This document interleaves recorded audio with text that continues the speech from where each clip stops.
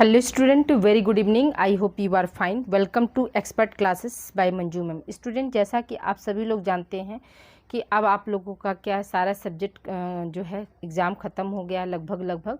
तो अब आप लोगों का क्या है, माइनर पेपर होने वाला है. तो ये जो क्लास है उन बच्चों का है जो हमारे बच्चे BA, BSc, BCom, BBA fourth semester में है.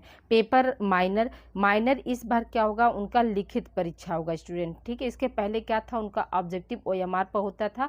लेकिन अब जो है इस बार जो है चेंजिंग हो गया है कि आप लोगों का जिस तरह से मेजर पेपर हुआ उसी तरह से क्या है, माइनर पेपर भी आप लोगों का जो है लिखित में होगा. पेपर का नाम क्या है स्टूडेंट, तो social change and social control, ये आप लोगों का पेपर है. ये मॉडल पेपर आप लोगों का 2025 का है. ये मॉडल पेपर पहला है. देखिए, इसके पहले क्या ऑप्शनल का हम मॉडल पेपर बना दिए थे, तो मुझे लगा कि जैसे इस बार क्या ऑप्शनल होगा, लेकिन फिर से क्या चेंजिंग आया कि नहीं, इस बार ऑप्शनल न होकर क्या है, आपका रिटन होगा. तो देखिए, फिर से आज हम आप लोगों का रिटन पेपर बना कर लाए हैं.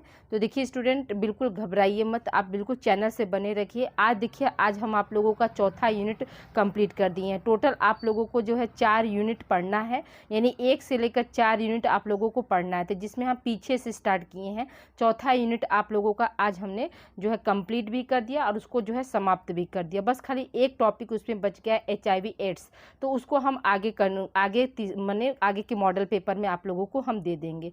तो देखिए, आइए स्टूडेंट, हम स्टार्ट करते हैं आप लोगों की क्लास क्या है स्टूडेंट, आप लोगों का क्लास में ये क्वेश्चन कौन सा है. तो पहला क्वेश्चन है आपका कि श्वेत अपराध से आप क्या समझते हैं, इसका अर्थ एवं परिभाषा बताइए. ठीक है, श्वेत अपराध यानी जो एक तरह से क्या बोलते हैं, व्हाइट कॉलर अपराध के नाम से हम इसको जानते हैं.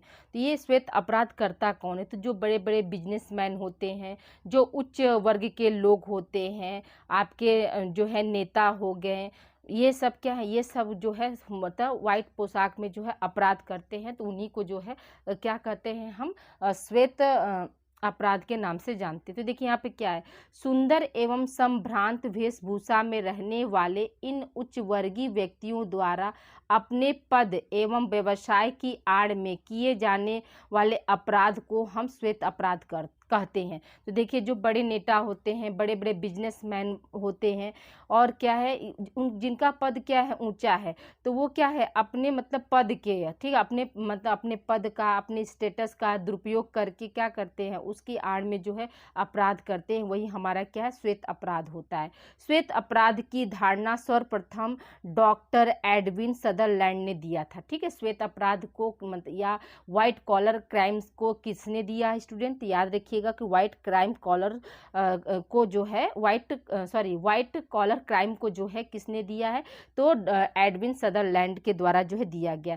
सदरलैंड ने सन 1929 ईस्वी में जो है इसको दिया था. ठीक है, 1929 ईस्वी में क्या है, किया था, या इसको जो है इस अपराध को जो उन्होंने दिया, अवधारणा जो है दी.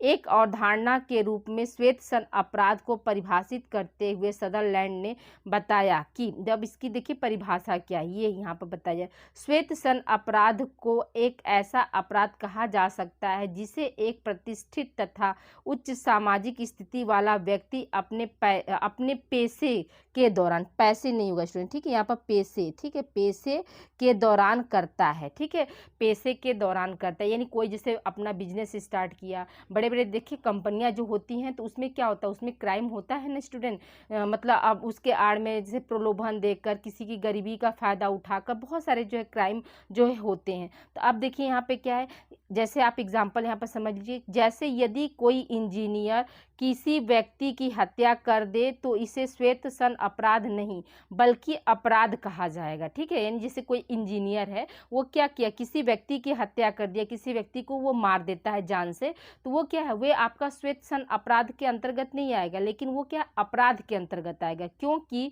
इस अपराध का संबंध उसके पेशे से नहीं है. वो इंजीनियर है, लेकिन उसका इंजीनियर काम क्या है, मतलब उसका जो पेशा है या काम क्या है, सारे जैसे रोड बनाना, रोड का नक्शा वो करके इमारत को बनाना, ये सब क्या, सब उसका पेशे के अंतर्गत आएगा. लेकिन वहाँ पर उन्होंने क्या किया, उसने हत्या की, किसी व्यक्ति को मारा, लेकिन जो कि उसके क्या पेशे से जो संबंधित नहीं था. इसके विपरीत यदि वही इंजीनियर बांधों तथा पुलों के निर्माण में सीमेंट के स्थान पर रेत मिलाने के लिए ठेकेदार से रिश्वत ले तो यह उसके पेशे के दौरान किया गया अपराध है। इसी को हम क्या बोलते हैं, श्वेत सन अपराध के नाम से जानते हैं। तो देखिए आई होप यहाँ तक आप लोग को समझ में आ गया कि सफ़ेद पोश अपराध क्या होता है। तो सफ़ेद पोश अपराध ये होता है कि अपने पेशे की आड़ में किया गया जो भी अनैतिक कार्य है वो हमारा क्या है, श्वेत सन अपराध या श्वेत पोश अपराध के नाम से जो है हम इसको जानते हैं। अब ये एग्जाम्पल के साथ आप लोगों को समझ में आ गया होगा। अब आइए आगे बात करते हैं। तो देखिए इसकी परिभाषा क्या है।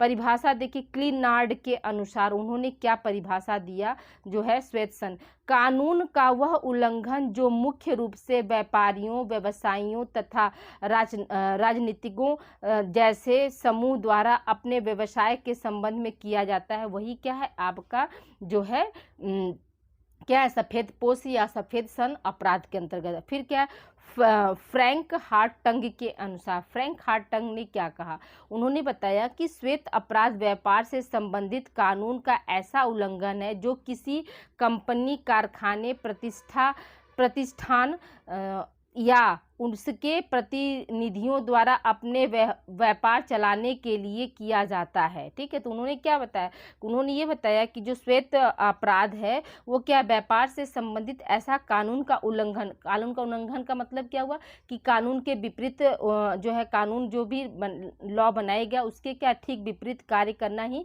क्या कानून का उल्लंघन है। तो ये सब किस में होगा, कंपनी होगा, कंपनी में हो सकता है, कारखाने में हो सकता है, कहीं मतलब प्रतिष्ठान में हो सकता है। और वो भी कौन करेगा, जो उसका प्रतिनिधित्व कर रहा है, वो अपने व्यापार को आगे बढ़ाने के लिए जो है जितने भी अनैतिक कार्य करेगा वही क्या है आपका सफ़ेद पोश या सफ़ेद कॉलर अपराध के अंतर्गत आता है। ठीक है, अब आइए देखिए दूसरे प्रश्न की ओर बढ़ते स्टूडेंट। दूसरा प्रश्न हमारा क्या कर, श्वेत अपराध के प्रकार और उसके कारण बताइए, यानी श्वेत अपराध जो है कितने प्रकार का होता है। तो पहला ऑप्शन का सॉरी, भारत में श्वेत सन अपराधों को निम्न भागों में बांटा गया। पहला क्या है आपका जालसाजी, यानी षड्यंत्र करके जैसे किसी व्यक्ति को जो है फंसा देना। दूसरा क्या है घूसखोरी, यानी काम के लिए जो है रिश्वत देना। ठीक है, तीसरा क्या, विश्वासघात तथा षड्यंत्र, विश्वासघात यानी किसी को धोखा देना, किसी के विश्वास के साथ खिलवाड़ करना, षड्यंत्र रचना, ये सब क्या सब आपके जो है श्वेत पोश अपराध के अंदर। फिर क्या, चोर बाजारी तथा मुनाफाखोरी, जो भी जैसे अभी हमने बताया कि इंजीनियर ने क्या किया, इंजीनियर ने जो भी ठेकेदार को उसने टेंडर दिया उससे क्या किया, उससे जो है मतलब उसने मुनाफा प्रॉफिट के लिए जो उससे पैसे लिए। ठीक है, सीमेंट के जगह पर क्या हुआ मतलब रेत मिला दिया। तो ये सब क्या सब आपका चोर बाजारी के अंतर्गत। फिर क्या, तस्करी, जो लड़कियों का जैसे तस्करी जो होता है, ऑर्गन्स का तस्करी होता है, ये सब क्या सब आपका श्वेत पोश के अंतर्गत आएगा। पद का दुरुपयोग, जैसे नेता लोग हैं अपने पावर और पद का क्या करते दुरुपयोग करके लोगों को जैसे डरा धमका के जो है अनैतिक कार्य करना या उनका जो है फायदा उठाना, ये सब चीज़ क्या है सब आपके श्वेत पोश अपराध के प्रकार में है। फिर क्या, गुप्त व्यवहार, गुप्त व्यवहार का मतलब क्या हुआ कि जैसे जो भी मतलब गुप्त की चीज़ें हैं उसको क्या करना, उसको जैसे मतलब गोपनीय रखना और एक दूसरे को जैसे समर्थन देना इसमें कि मतलब उनका कारोबार कैसे आगे बढ़े, ये सब चीज़ें जो है आपके जो है श्वेत पोश अपराध के अंतर्गत आएंगे। अब आइए देखिए श्वेत सन अपराध के कारण, किन कारणों से जो है श्वेत सन अपराध जो है दिन प्रतिदिन जो है बढ़ता जा रहा है। तो पहला क्या है आपका पूंजीवादी वर्ग संरचना, यानी जितने भी अमीर व्यक्ति हैं, ठीक है, अमीर व्यक्ति जो है पूंजीवादी वर्ग संरचना के कारण जो है ये श्वेत सन अपराध बढ़ रहा है। दूसरा क्या, भौतिकवादी मनोवृत्तियाँ, आज क्या आधुनिकता में सब लोग जो है पागल मतलब एक दूसरे को नीचा दिखाना, ठीक है, दिखावे के लिए आपके पास इतना इनकम नहीं है लेकिन दिखावा जो है स्टेटस जो है मेंटेन करने मतलब आमदनी आपका 1 रुपया है और उसके लिए जगह पे क्या आप 5 रुपया खर्च कर रहे हैं। या यूं कह सकते हैं कि जैसे जहाँ 1 रुपया मजदूरी देनी है वहाँ क्या है जो श्वेत पोश अपराध के अंदर बड़े बड़े जो लोग होते हैं वो क्या करते हैं कम पैसे में मतलब पैसा अधिक दिखा देंगे लेकिन मजदूरी क्या करते हैं कम देते हैं। तो ये भी आपका जो है श्वेत पोश में। फिर क्या, राजनीतिक और और स्थिरता और भ्रष्टाचार।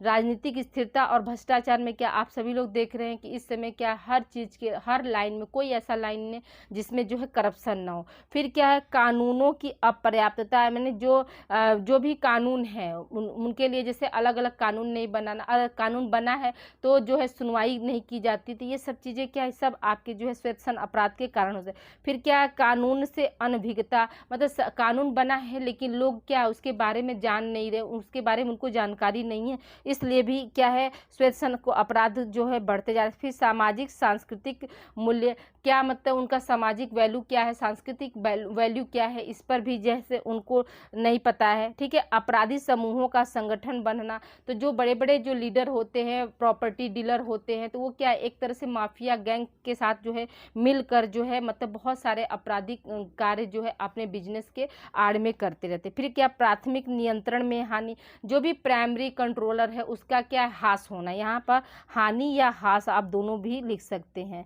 तो ये चीज़ें हैं। फिर क्या, गोपनीयता, गोपनीयता मतलब कोई अपराध हो गया तो उसको मतलब आगे तक न पहुंचाना, उसको क्या गोपनीय रखना। जनता में जागरूकता की कमी, जो जनता है वो क्या है मतलब उनके में अवेयरनेस का जो है कमी पाया गया। दंड की कमी, यानी जो भी जितने भी मतलब नेता लोग होते हैं तो क्या वो कोई अपराध करते हैं तो क्या उनके लिए कोई दंड है, कोई दंड नहीं, दंड है भी तो भी उनको इतना लंबा मतलब कारावास है, तो फिर क्या है उस पर छूट जाते हैं, क्या बोलते हैं उसको, जमानत पे छूट गए हैं, तो वो पूरा जिंदगी तो जैसे एंजॉय कर लिए, जी लिए, तो वो दंड की कमी, यानी अगर कोई अपराधी पाया जाए तो उसको तुरंत जैसे जो है दंड अगर मिल जाए तो ये श्वेत सन जो अपराध है वो क्या हो, उसमें कमी आ सकती है। ठीक है, अब आइए देखिए अगला पॉइंट, हम अगला पॉइंट अगले प्रश्न की ओर बढ़ते हैं। अगला प्रश्न क्या है कि श्वेत सन अपराधों को रोकने के लिए के सुझाव बताइए। तो श्वेत सन अपराधों की बढ़ती हुई समस्या को देखते हुए अत्यधिक आवश्यक हो गया कि ऐसे अपराधों को रोकने के लिए योजनाबद्ध रूप से प्रयत्न किए जाए। इनके लिए निम्न उपाय है। कौन कौन सा उपाय है उसके बारे में देखिए। पहला क्या है आपका, गुप्तचर विभाग का विस्तार करना, नहीं जो भी गोपनीय है उनका उस विभाग को क्या करना चाहिए, मतलब उसका विस्तार करना चाहिए ताकि जो है श्वेत सन अपराध को जो है रोका जा सके। दूसरा क्या, अधिकारियों एवं राजनीतिज्ञों की संपत्ति की जांच करना, जितने भी अधिकारी है, जितने भी राजनेता हैं, ठीक है, तो उनकी जो भी संपत्ति है उसकी क्या होनी चाहिए, जांच होनी चाहिए। क्योंकि ज़्यादातर क्या करते हैं, यही लोग तो करप्शन फैला रहे हैं। ज़्यादातर अधिकारियों की इनकम कुछ और है और उनके पास बंगला गाड़ी, मतलब एक्स्ट्रा, मतलब उनके सैलरी से जो है एक्स्ट्रा चीज़ें कहाँ से आ रही थी, इसकी जो है जांच होनी चाहिए। फिर क्या, सार्वजनिक शिकायत विभाग की स्थापना, यानी सभी जगह जो है मतलब एक शिकायत विभाग की स्थापना होनी चाहिए और लोगों को क्या है इसके बारे में जो है जानकारी होनी चाहिए ताकि वो अगर कोई ऐसा स्वच्छंद अपराध अगर हुआ तो वो वहाँ तक क्या है पहुँचकर अपना कंप्लेन दर्ज करा सके। फिर क्या, न्याय व्यवस्था में सुधार, जो भी हमारी न्याय प्रणाली है उसमें क्या होना चाहिए, संशोधन होना चाहिए। नहीं अगर ऐसा अपराधी पाया जा रहा है तो उसको क्या है दंड देना चाहिए। फिर क्या, भ्रष्टाचार के विरोध कठोर दंड, जितने भी भ्रष्टाचार हो रहे हैं उसके प्रति क्या होना चाहिए, कठोर दंड हो ताकि जो है भ्रष्टाचार कम किया जा सके। फिर क्या, कानून में सुधार, जो भी नियम कानून है उनमें क्या है परिवर्तन लाया जा सकता है। जन चेतना में वृद्धि, जन चेतना में वृद्धि का मतलब क्या हो कि जनता तक अपनी बातों को पहुंचाया जाए, उनमें जो है अवेयरनेस लाया जाए कि वो उसके खिलाफ जो भी श्वेत सन अपराध हैं उसके खिलाफ जो है वो आवाज़ उठाएं।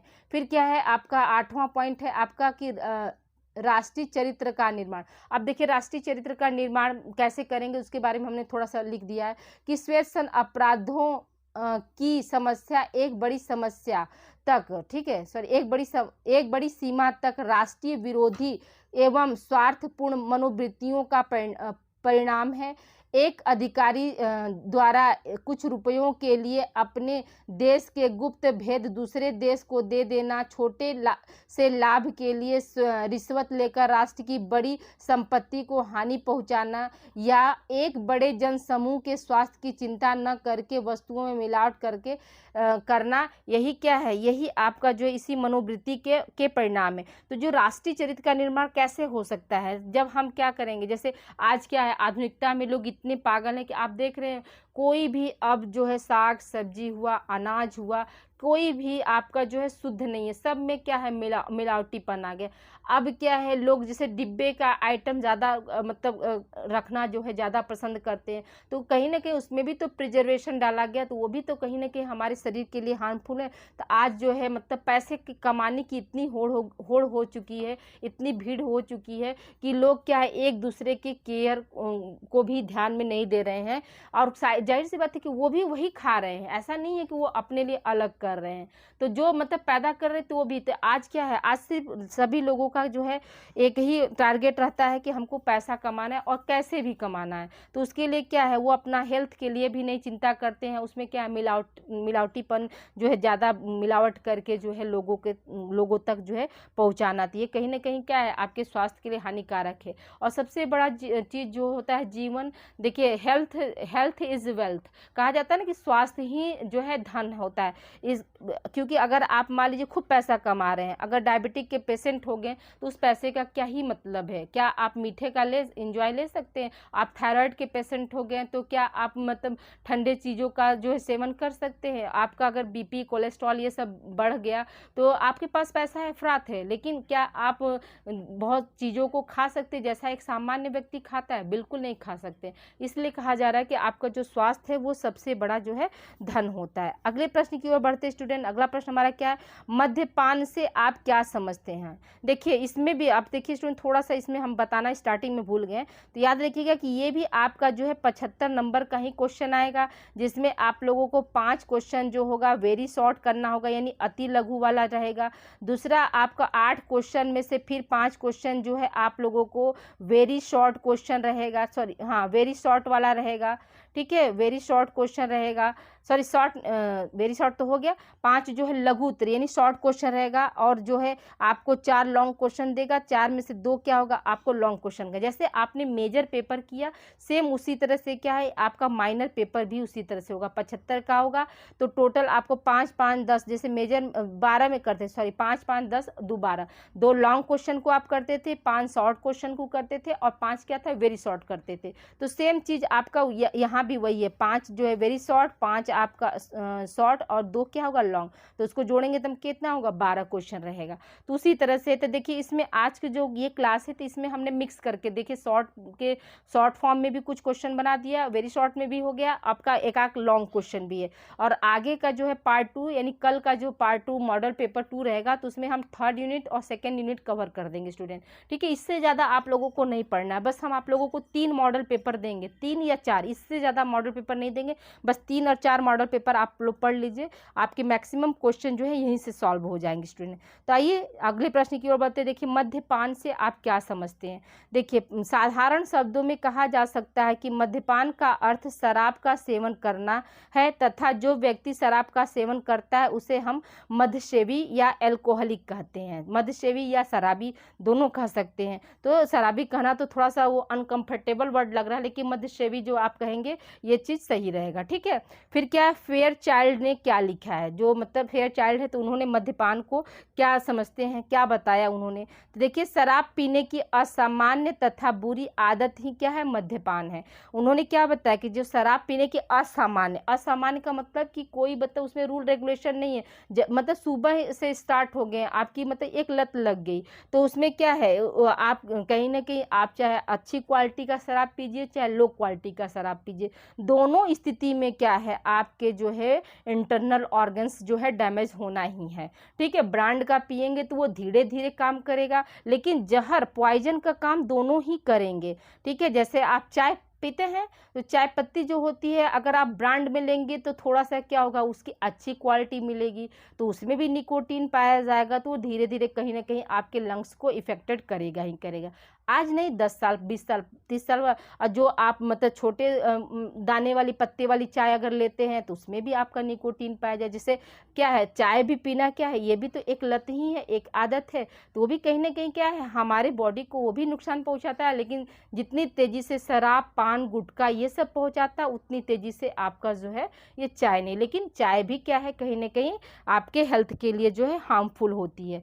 अब देखिए यहाँ पे क्या है, अतः इससे स्पष्ट होता है कि जब व्यक्ति एक आदत के रूप में अधिक शराब पीने लगता है तब इस दशा को हम क्या बोलते हैं, मद्यपान कहते हैं। देखिए ये शराब जो होता है वो क्या है, एक ऐसा हमारे बॉडी को क्या पूरी तरह से वो अपने कंट्रोल में लेने लगता है, तो उसकी आदत भी आप इतनी आसानी से जो है आप नहीं छुड़वा सकते हैं।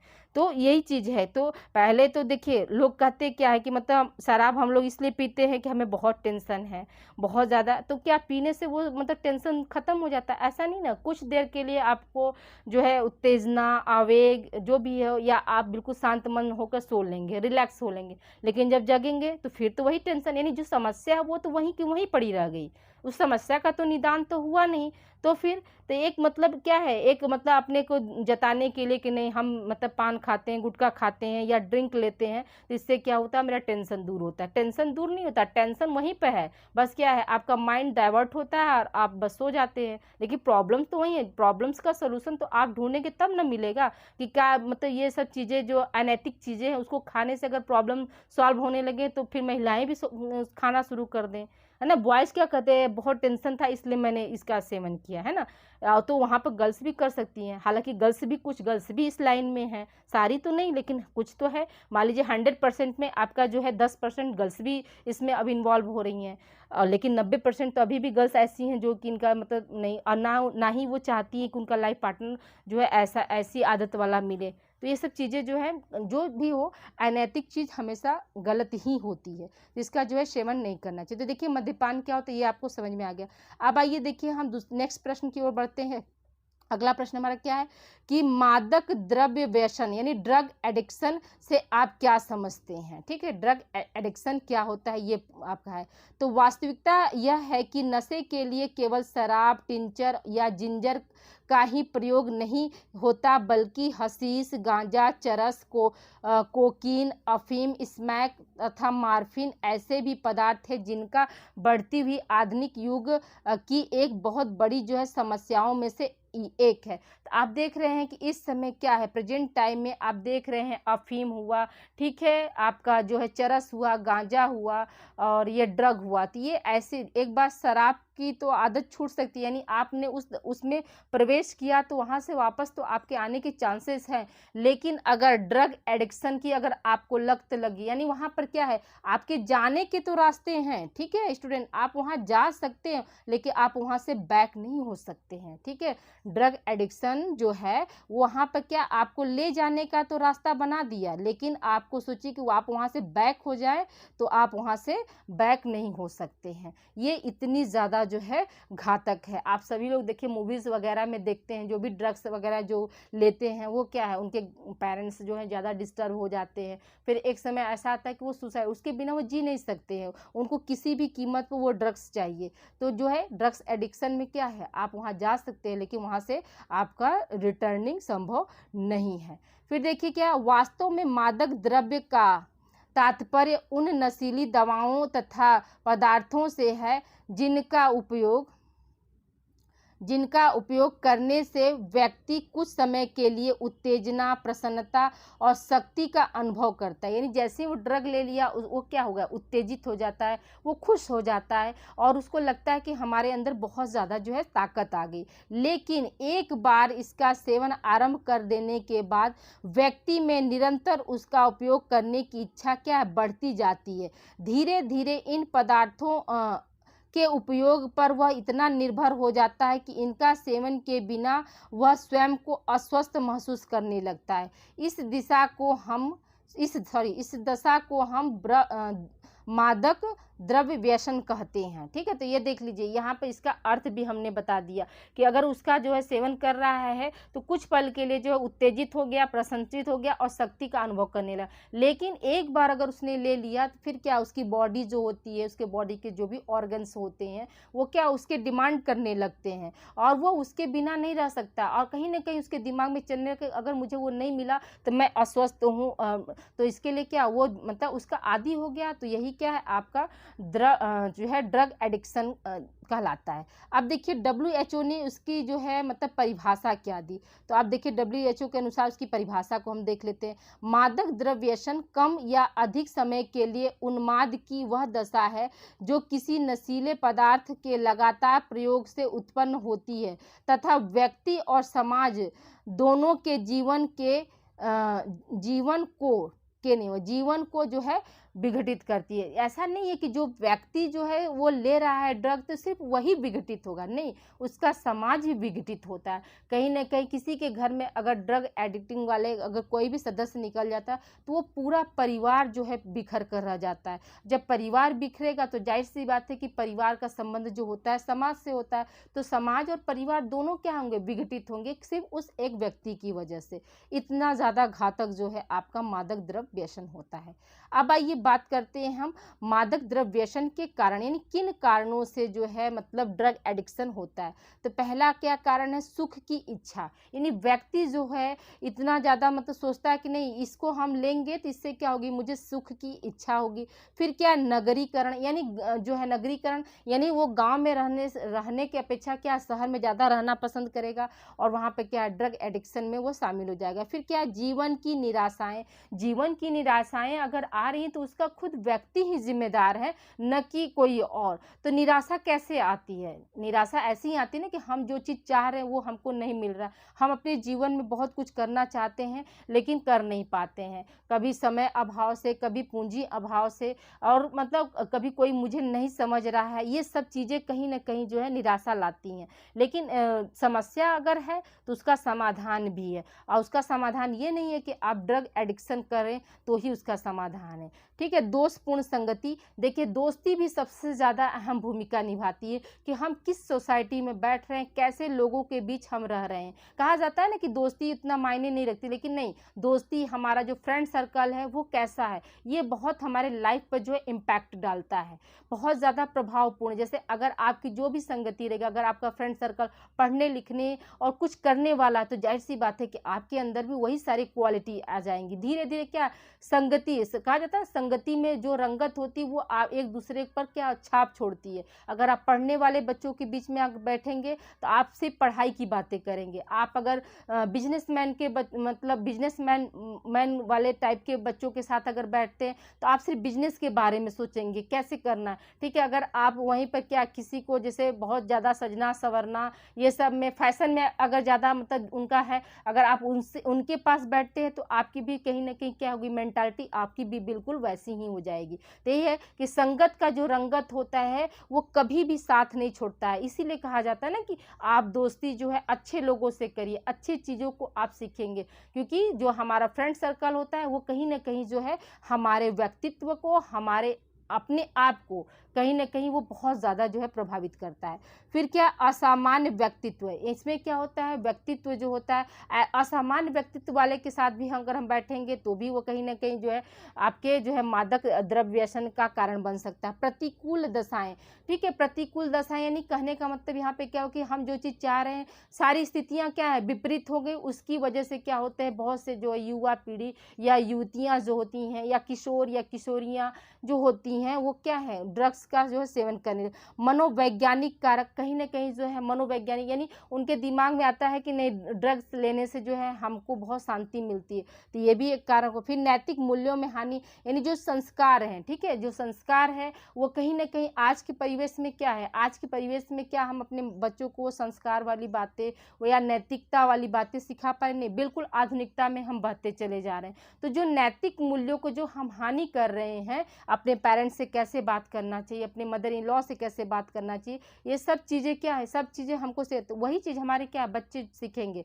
तो कहीं ना कहीं जो नैतिक मूल्य है, मोरलिटी है, उसकी जो है हानि हो रही है, वो भी कहीं ना कहीं क्या है आपके जो है मादक द्रव्य व्यसन का कारण बने। फिर फैशन, फैशन के आड़ में भी आज क्या है लोग सोचते हैं कि नहीं सिगरेट पीना, ठीक है, पान खाना, गुटखा खाना, ड्रग्स लेना, क्या इट्स फैशन, हम फैशन के दौर में। लेकिन वो ये भी है अपने आप को ज़्यादा शो अप करने से भी कहीं ना कहीं जो है ड्रग एडिक्शन के कारण बन सकते। फिर क्या, आपराधिक तत्वों के स्वार्थ है, उनका क्या क्या स्वार्थ होता है उसको देखना।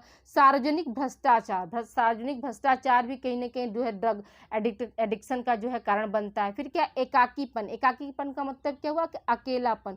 बहुत से लोग ऐसे होते हैं कि जो कि एकांत में रहना पसंद करते हैं, और जब एकांत में रहना यानी वो अपनी जो है प्रॉब्लम्स को शेयर नहीं कर पाते हैं, किसी से कह नहीं पाते हैं, वो अकेलापन में ज़्यादा रहना पसंद करते हैं, तो वो ऐसे व्यक्ति भी जो होते हैं वो ड्रग लेने लगते हैं। फिर क्या, अज्ञानता, अज्ञानता मतलब ड्रग के बारे में क्या क्या मतलब अज्ञानता है कि इसको लेने से, अगर मान लीजिए कोई व्यक्ति नहीं जानता है कि ड्रग लेने से जो है हम मौत की तरफ अग्रसर हो रहे हैं, तो वहाँ पर अज्ञानता हुआ, तो वो चीज़ें क्या होगी, तो क्योंकि जो ज्ञानी है, जो समझदार है, वो तो जाएगा नहीं, लेकिन जिनको जो है इसके बारे में नहीं पता है, तो वो भी उसमें जो है मतलब फंस सकते हैं। तो ये चीज़ें यहाँ पर, ये 13 कारण जो है आपके ड्रग जो है क्या है, एडिक्शन के कारण है। तो इनको आप लोग अच्छे से देख लीजिएगा। अगले प्रश्न की ओर बढ़ते स्टूडेंट। अगला प्रश्न हमारा क्या कह रहा है कि एक समाजशास्त्री, ठीक है, एक समाजशास्त्री अवधारणा, भ्रष्टाचार का अर्थ बताइए। भ्रष्टाचार यानी करप्शन क्या है? तो देखिए, एक समाजशास्त्री अवधारणा के रूप में भ्रष्टाचार का तात्पर्य व्यक्ति द्वारा किए जाने वाले किसी भी ऐसी अनुचित कार्य से है जिसे वह अपने पद का लाभ उठाते हुए आर्थिक अथवा अन्य प्रकार के लाभों को प्राप्त करने के लिए करता है।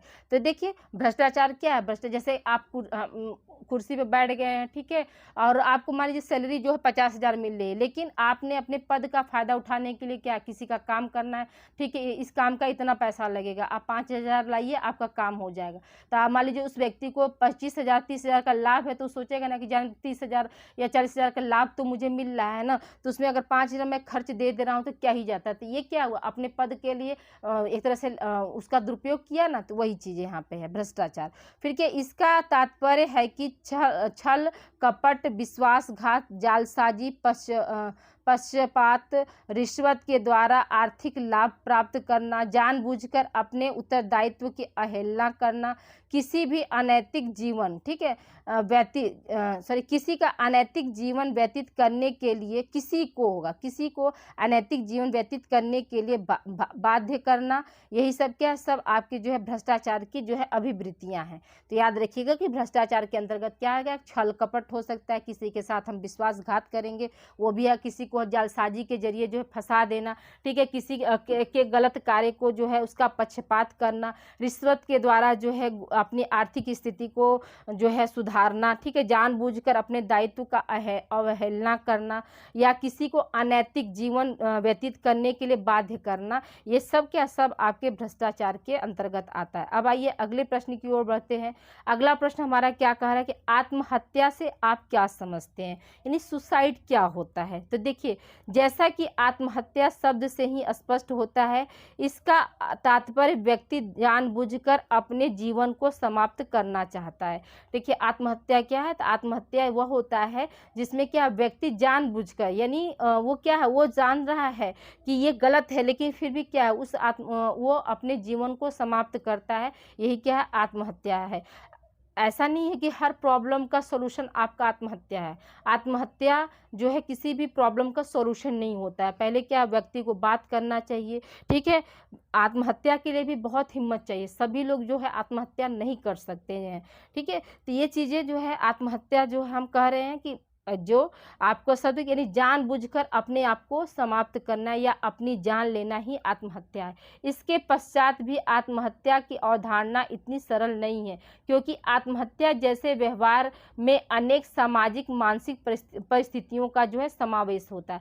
ऐसा नहीं कि लोग जो है शौक से आत्महत्या करते हैं, उसके लिए बहुत सारे जो है कारण हो सकते हैं, सामाजिक कारण हो सकते हैं, मानसिक कारण हो सकते हैं। जैसे अब क्या है, अब जो प्रताड़ना है, अब का जो है मतलब जनरेशन है, या अब जो टॉर्चर कैसे किया, अब फिजिकल टॉर्चर नहीं हो रहा, अब कहीं ना कहीं है मेंटल टॉर्चर, आपको इमोशनल टॉर्चर, ये सब चीज़ें भी क्या है, कहीं ना कहीं उस व्यक्ति को, या वो लड़का हो या लड़की हो, या वो महिला हो या फिर वो पुरुष हो, उस व्यक्ति को जो है मजबूर करती है आत्महत्या करने के लिए। इंसान ऐसे ही सुसाइड नहीं करता, बहुत सारी सामाजिक और मानसिक परिस्थितियों के बीच वो जूझता रहता है और अपनी समस्याओं को वह किसी के सामने रख नहीं पाता है। उस कंडीशन में, या उस समस्या से वो निकल नहीं पाता है, उस कंडीशन में जो है वो व्यक्ति जो है सुसाइड करता है। अब आइए देखिए, आगे हम परिभाषा देखते हैं इलियट और मैरिल के अनुसार। तो आत्महत्या व्यक्तित्व विघटन के दुखद और अपरिवर्तनशील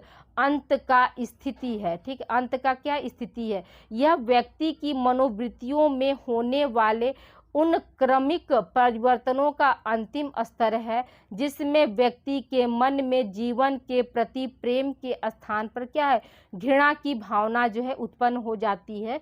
तभी वह व्यक्ति क्या करता है, सुसाइड करता है।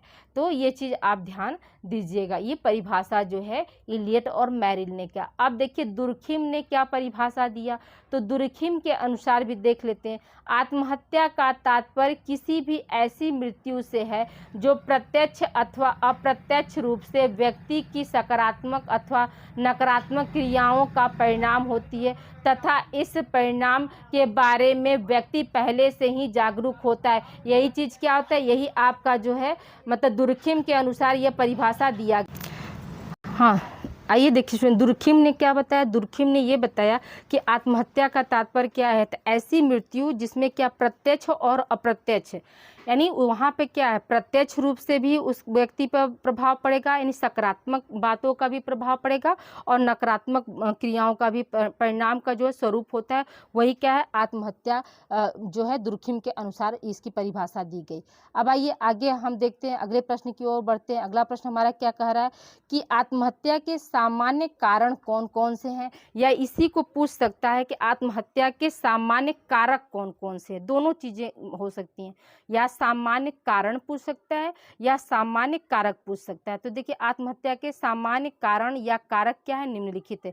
पहला क्या है आपका व्यक्तिगत कारक। व्यक्तिगत कारक में क्या आ जाएगा, आपका शारीरिक दोष है, ठीक है, शारीरिक व्याधियां हैं, मानसिक विकार हैं, व्यक्तित्व व्यसन है, व्यसन में मतलब जो मद्यपान हुआ, जुआ हुआ, वेश्यावृत्ति हुई आदि आपराधिक कार्यों को अपने जीवन का अभिन्न अंग जो है बना लेना, ये सब क्या, सब आपका जो व्यक्तित्व व्यसन के अंतर्गत आता है। शारीरिक दोष का मतलब क्या हुआ कि वह व्यक्ति जैसे मान लीजिए उसमें किसी भी तरह का जो है विकलांगता पाया जाएगा, तो वो क्या है, कहीं ना कहीं बहुत से व्यक्ति जैसे होते हैं कि जो सुंदर ना हो, ठीक है, सुंदर ना हो, तो वो भी सोचते हैं कि हम जो है सुंदर दिखने नहीं हैं, तो इसलिए भी क्या करते हैं, वो आत्महत्या कर लेते हैं। किसी की जो शारीरिक व्याधियां होती हैं, बहुत से व्यक्ति में क्या शारीरिक विकलांगता पाई जाती है, जैसे चलना फिरना, ठीक है, या व्यक्ति जीवन भर अपाहिज बनकर जीने पर मजबूर हो जाता है। तो उस स्थिति में भी क्या होता है, वो सोचता है ना कि हम अपने जीवन पे क्या है, बोझ बन गए हैं। तो अब इस कंडीशन में भी क्या करना चाहिए, हमें अपना जीवन जो है समाप्त कर देना चाहिए। तो ये सब चीज़ें, वेश्यावृत्ति भी जो है आपका कहीं ना कहीं आत्महत्या के जो है कारण। फिर देखिए दूसरा है आपका क्या, दूसरा है पारिवारिक घटक, पारिवारिक कारक। तो पारिवारिक कारक में क्या क्या चीज़ें आएंगी, तो टूटा हुआ परिवार है, पारिवारिक कलह की वजह से जो है मतलब वो लोग आपस में जो है पारिवारिक कलह हुआ तो उसकी वजह से भी लोग क्या आत्महत्या कर लेते हैं। फिर क्या, दाम्पत्य जीवन में असामंजस्य, दाम्पत्य यानी पति पत्नी के जीवन में जो है असामंजस्य, मतलब एक दूसरे को वो समझ नहीं पा रहे हैं, एक दूसरे को सपोर्ट नहीं कर पा रहे हैं, तो वो स्थिति भी कहीं ना कहीं क्या होती है, आत्महत्या का कारण बनता है। अनेक आत्महत्या, ठीक है, इसमें क्या अनेक आत्महत्याएं हैं, इस सॉरी ये क्या है, देखिए दाम्पत्य जीवन में असामंजस्य आत्महत्या इसलिए होती है कि पति पत्नी में से कोई एक पक्ष दूसरे से सामंजस्य स्थापित करने में प्रायः होगा यहाँ पर, ठीक है, प्रायः क्या असफल हो जाता है। ये दिन प्रतिदिन के तनाव, पारस्परिक घृणा और क्या है, घृणा और से तंग आकर, ठीक है, घृणा और से तंग आकर एक पक्ष जीवन को समाप्त कर लेना श्रेष्ठ कर समझने लगता है, ठीक है। तो जो दाम्पत्य जीवन है तो वो एक दूसरे को क्या है मतलब संतुष्ट नहीं कर पाते, समझ नहीं पाते हैं, तो ये भी कहीं ना कहीं जो है उनके लिए जो है प्रॉब्लम जो है क्रिएट करता है। अब आइए देखिए तीसरा क्या, सामाजिक कारक। सामाजिक कारक में क्या हो जाएगा, जो सामाजिक कुरीतियां हैं, ठीक है, पद की हानि है, सामाजिक विघटन है, सामाजिकरण की दोषपूर्ण प्रक्रिया, ये सब क्या, सब कहीं ना कहीं जो है आपके जो है आत्महत्या के जो है कारण बन सकते। सामाजिक कुरीतियां का मतलब क्या हुआ कि जो बाल विवाह है, ठीक है, बाल विवाह को रोकना, सती विवाह को रोकना, ये सब क्या, सब आपके जो है सामाजिक कुरीतियां। फिर क्या, आर्थिक कारक। आर्थिक कारक में क्या, गरीबी हो गया, गया, बेकारी हो गया, आर्थिक असफलताएं और ऋणग्रस्तता, यानी ऋणग्रस्तता का मतलब कि कर्ज में आ जाना। फिर क्या, धार्मिक कारक, धार्मिक रूढ़ियाँ और धार्मिक स्वीकृति। धार्मिक रूढ़ियाँ का मतलब क्या हो कि जो पुराने ख्यालात के जो लोग हैं, ठीक है, और भौगोलिक दशाएं और पारिस्थितिकी दशाएं, ये सब क्या, सब आपके जो है आत्महत्या के जो है क्या थे, कारण थे, कारक या कारण। ये सातों पॉइंट आप अच्छे से देख लीजिएगा। अगला प्रश्न हमारा क्या है कि साइबर अपराध से जो है किसे कहते हैं, यानी साइबर अपराध से आप क्या समझते हैं या किसे कहते हैं। तो देखिए, बहुत सरल शब्दों में साइबर अपराध का तात्पर्य कंप्यूटर तकनीक से जुड़ी हुई जालसाजी, जाल होगा, जल नहीं होगा, ठीक है, जालसाजी या इलेक्ट्रॉनिक चोरी से है। दूसरे तरह के अपराध जहां संगठित और असंगठित रूप से सामान्य व्यक्तियों के द्वारा किए जाते हैं, वही साइबर अपराध का संबंध, वहीं पर क्या, साइबर अपराधों का संबंध उन व्यक्तियों से है जो कंप्यूटर तकनीक में विशेष रूप से प्रशिक्षित तथा योग्य होते हैं। देखिए, यहाँ पर क्या बात समझाया जा रहा है, यहाँ पे ये समझाया जा रहा है कि जो अपराध होता है, ठीक है, जो संगठित रूप से या असंगठित रूप से व्यक्तियों द्वारा किया तो वो अपराध हुआ, लेकिन जो कंप्यूटर, जो साइबर अपराधी होता है, तो उसमें क्या है, उसमें वही व्यक्ति अपराध कर सकता है। साइबर अपराधी व्यक्ति वही हो सकता है जिसको क्या, कंप्यूटर के बारे में विशेष दक्षता और जो है उसको प्रशिक्षण मिला हो, तभी वो साइबर अपराध जो है वो कर सकता है, अदरवाइज क्या, वो नहीं कर सकता है। फिर क्या, इन लोगों में इतनी प्रतिभा होती है कि यदि उनका रचनात्मक उपयोग किया जाए तो तकनीकी को एक नई दिशा मिल सकती है। कंप्यूटर के माध्यम से गबन करना, गुप्त आंकड़ों की चोरी करना, अश्लीलता को प्रोत्साहन देने या हजारों कंप्यूटरों में वायरस छोड़कर उनकी कार्यप्रणाली को नष्ट करने के लिए करने लगते हैं, तब इन्हीं अनैतिक कार्यों को हम क्या है, साइबर अपराध कहते हैं। ठीक है, तो ये सब चीजें क्या, ये आपके जो है साइबर अपराध के अंतर्गत आएंगे। अब आइए देखिए, बात करते हैं अगला हमारा परिभाषा क्या है स्टूडेंट। तो डॉन बी पार्कर के अनुसार कोई भी वह अवैधिक कार्य जिसे पूरा करने के लिए कंप्यूटर प्रौद्योगिकी के परिचालन का विशेष ज्ञान आवश्यक है, उसे हम क्या बोलते हैं, साइबर अपराध बोलते हैं। अब आइए देखिए, हम साइबर अपराध की विशेषताएं देखते हैं। साइबर अपराध की क्या क्या विशेषताएं हैं, थोड़ा सा देखिए, आज का वीडियो लंबा हो जाएगा स्टूडेंट, क्योंकि एक यूनिट को हमने कवर किया है। तो देखिए, साइबर अपराध की क्या विशेषताएं। साइबर अपराध एक तरह की कंप्यूटर जालसाजी है जिसके लिए कंप्यूटर प्रौद्योगिकी का उच्च ज्ञान आवश्यक होता है। यही कारण है कि ऐसे अपराध प्रौद्योगिकी के रूप में प्रशिक्षित व्यक्तियों द्वारा ही किए जाते हैं। दूसरा क्या है, इन अपराधों की प्रकृति अत्यधिक गुप्त एवं तथा एकाकी होता है। साधारणतया उच्च स्तर के संगठित अपराध किसी गिरोह या संगठन के द्वारा किए जाते हैं, लेकिन साइबर अपराध किसी ऐसे व्यक्ति द्वारा एकाकी रूप से किया जाता है जो गुमनाम होता है तथा शेष समुदाय से पृथक रहकर अपनी गतिविधियों का जो है संचालन करता है। यहाँ पर कहने का मतलब क्या हुआ कि जो मतलब साइबर अपराध करता है तो वो गिरोह में थोड़ा ना करता है, वो मतलब अकेले होकर, गुमनाम होकर, तभी तो ऐसे अपराधी को ढूंढना थोड़ा सा क्या है, मुश्किल कार्य होता है। आगे देखिए, साइबर अपराध के लिए कंप्यूटर प्रौद्योगिकी का उच्च ज्ञान आवश्यक है, लेकिन यह अपराध उन्हीं व्यक्तियों के द्वारा किए जाते हैं जो अपराधी प्रवृत्ति के होते हैं। दूसरे, ठीक है, अगला पॉइंट हमारा क्या, दूसरे प्रकार के अपराधों की तुलना में साइबर अपराध को पकड़ पाना बहुत कठिन कार्य होता है। अगला क्या है, बहुत से मामलों में साइबर अपराध केवल परिष्कृत शरारत के रूप में होती है जिसका उद्देश्य किसी विशेष साइट पर अश्लीलता संबंधित दृश्य डालकर युवा पीढ़ी को गुमराह करना होता है। ठीक है, अगले पॉइंट की तरफ हम बढ़ते हैं। यह अपराध सदैव व्यक्तिगत लाभ के लिए नहीं किए जाते। अनेक दशाओं में विभिन्न देशों में गुप्तचर के रूप में भी ऐसे अपराध जो है किए जाते हैं। ठीक है, तो ये सब क्या, सब आपकी जो है उसकी विशेषता थी। अब आइए देखिए, अपराध, साइबर अपराध के क्या क्या प्रकार होते हैं उसके बारे में हम देख लेते हैं। साइबर अपराध के जो है निम्न प्रकार होते हैं। पहला क्या है, कंप्यूटर प्रणाली से संबंधित अपराध। दूसरा आपका कंप्यूटर नेटवर्क से संबंधित अपराध। तीसरा है पासवर्ड तथा सॉफ्टवेयर की चोरी। चौथा है गबन तथा जालसाजी। पांचवा है अश्लीलता तथा अभद्रता संबंधित अपराध। छठा है मानवाधिकार हनन संबंधित अपराध। ये देखिए, ये आपके जो अपराध के प्रकार हो गए। अब देखिए 6 अपराध तो हमने बता दिया, लेकिन कुछ अपराध को हम यहाँ पे जो है डिफाइन कर दिए, ताकि अगर कभी लॉन्ग क्वेश्चन में आ जाए कि साइबर अपराध से आप क्या समझते हैं, उसके प्रकार को बताइए, या क्वेश्चन आ जाए आपको साइबर अपराध की क्या विशेषता होती है, किन कारणों से होता है, तो आप ये जो है यहाँ पर ऊपर जो अभी गया है उसको आप लिख सकते हैं। अब देखिए यहाँ पर कंप्यूटर प्रणाली संबंधित अपराध क्या है। तो कंप्यूटर अपराधी एक ऐसा व्यक्ति होता है जो बहुत बुद्धिमान, प्रशिक्षित और कंप्यूटर की बारीकी तकनीक से पूरी तरह परिचित होता है। उसका इलेक्ट्रॉनिक ज्ञान उच्च स्तर का होने के कारण उसमें ऐसी क्षमता होती है कि वह विभिन्न जो है अभिलेख या रिकॉर्ड से संबंधित कोड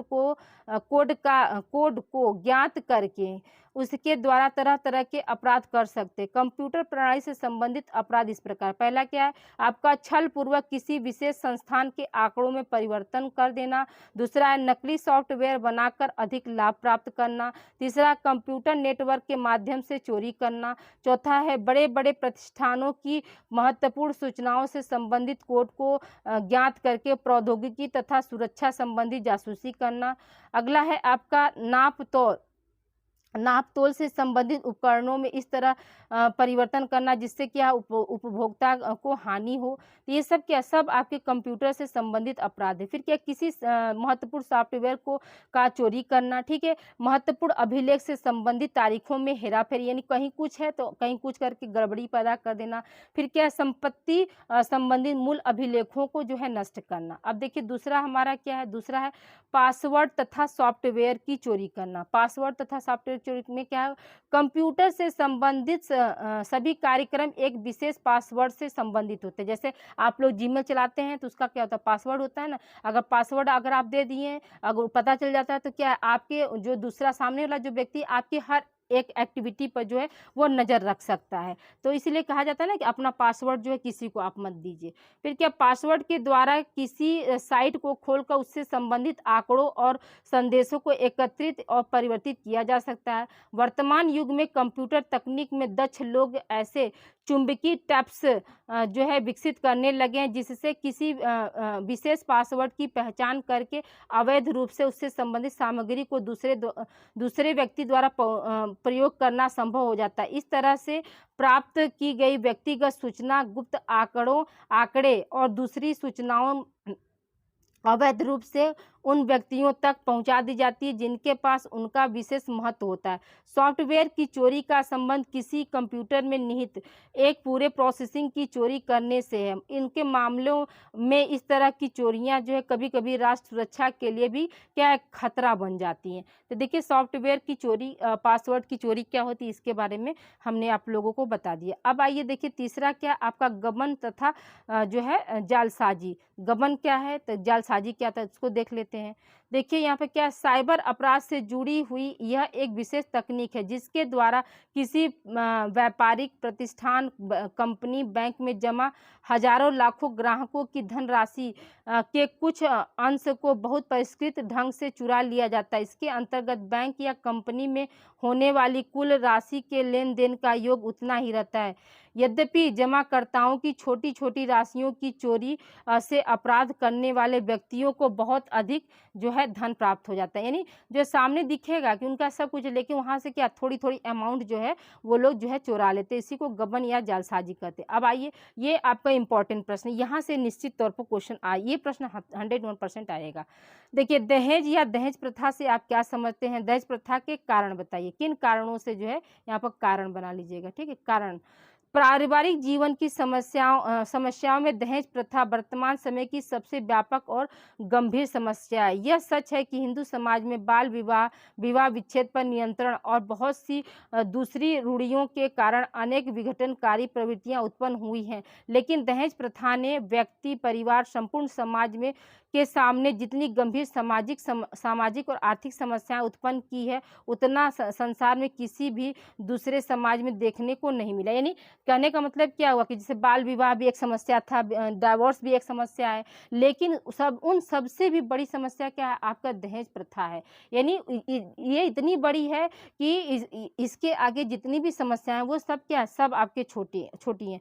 दहेज वास्तविक रूप से कन्या पक्ष के द्वारा विवाह के अवसर पर वर पक्ष को दिया जाता है। इसे दिया गया किसी भी प्रकार का जो है उपहार होता है, इसी को हम लोग क्या कहते हैं, दहेज कहते हैं। अब आइए देखिए दहेज के कारण क्या है, दहेज प्रथा के कारण कैसे इस प्रथा को बढ़ावा मिल रहा है, ये चीज़ देखते हैं। पहला क्या है, कुलीन विवाह का नियम। तो देखिए कुलीन का मतलब कि कुलों का, जैसे मतलब राजपूतों में कि जो है कुल विवाह होते हैं ना, तो यहाँ पे क्या कुलीन विवाह के नियम के कारण एक और कुलीन परिवारों के लड़कों की मांग अत्यधिक बढ़ जाती है, तो दूसरी ओर जीवन साथी के चुनाव का क्षेत्र भी सीमित रह जाता है। ऐसी स्थिति में वर पक्ष को कन्या पक्ष को अधिक से अधिक दहेज प्राप्त करने का जो है पूरा मौका मिल जाता है। ठीक है, तो यानी क्या है, अगर लाखों में लड़के जैसे इस समय क्या है, कुलीन विवाह को आप छोड़िए, जैसे हर पिता क्या सोचता है कि हमारी लड़की का विवाह जो है गवर्नमेंट जॉब वाले से हो, ताकि हमारी बेटी जो है का जीवन जो है खुशहाल हो जाए। तो वो क्या करता है, वो मतलब अधिक से अधिक जो है धन देने की कोशिश करता है। फिर क्या, बाल विवाह क्या, भारत में बाल विवाह का अत्यधिक प्रचलन होने के कारण माता पिता के सामने ऐसा कोई आधार नहीं होता जिससे वह लड़की की योग्यता जान सके। ठीक है, तो उसकी वजह से क्या करता है, वो दहेज देकर सोचता है ना कि ऐसी स्थिति में वो दहेज देकर जो है अपनी बेटी के लिए जो है अच्छा घर और अच्छा वर जो है चुनता है। ये क्या है, आपका दहेज में आता है। इसी स्थिति में दहेज की दी गई राशि जो है लड़की की क्या है, योग्यता की कसौटी बन जाती है। अगला हमारा क्या है, विश्वास, धार्मिक विश्वास में क्या, हिंदुओं के इस धार्मिक विश्वास ने भी दहेज प्रथा को प्रोत्साहन दिया कि माता पिता द्वारा अपनी कन्या को अधिक से अधिक संपत्ति, आभूषण उपहार देना विवाह में क्या संस्कार से संबंधित एक धार्मिक कृत्य है। यानी कृत्य मतलब कार्य है। फिर क्या, आर्थिक प्रतिस्पर्धा। वर्तमान युग में आर्थिक प्रतिस्पर्धा समाज के प्रत्येक वर्ग के जीवन की एक प्रमुख विशेषता बन चुकी है।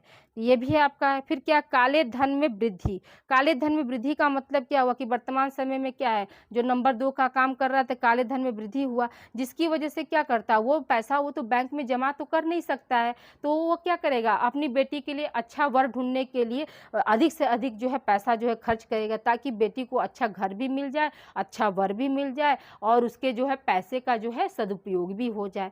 ठीक, तो ये इसी की वजह से भी क्या है, दहेज प्रथा जो है बढ़ती जा रही है।